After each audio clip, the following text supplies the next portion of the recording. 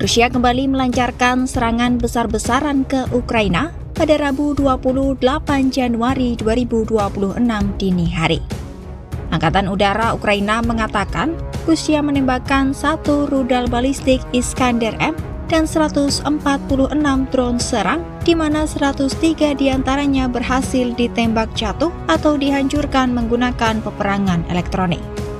Menurut otoritas setempat, serangan tersebut menewaskan 2 orang di komunitas Bilohorska di wilayah Kiev, Ukraina.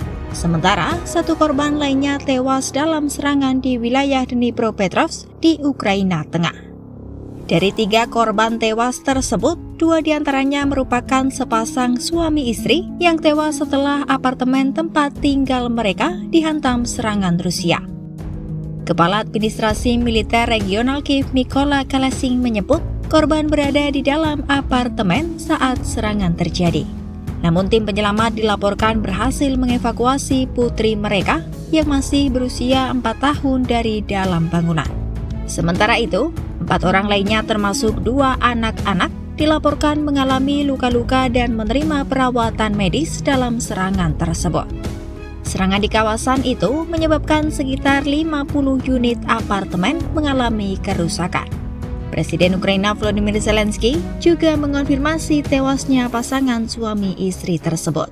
Dalam pernyataannya, Zelensky menyampaikan bela sungkawa kepada keluarga korban.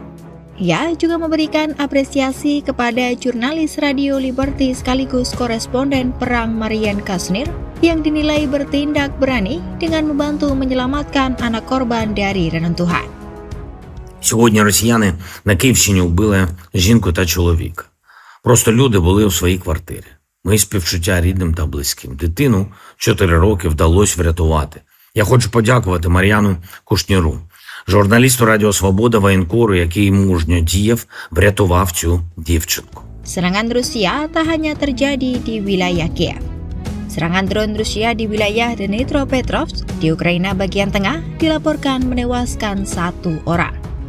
Sementara itu, di kota Zaporizhia, Ukraina bagian tenggara, serangan semalam dilaporkan melukai 6 orang dengan 1 korban harus dirawat di rumah sakit. Otoritas setempat menyebutkan sejumlah bangunan dan kendaraan mengalami kerusakan parah.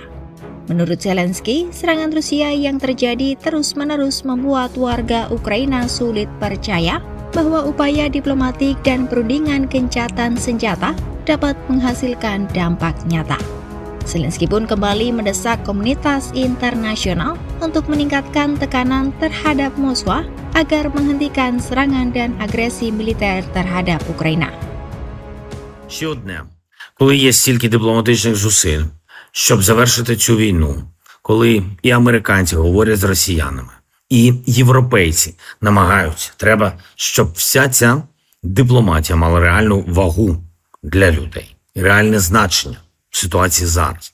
Коли російські удари продовжуються, коли штурми тривають, людям складно відчувати, що дипломатія конструктивна і може дати результат.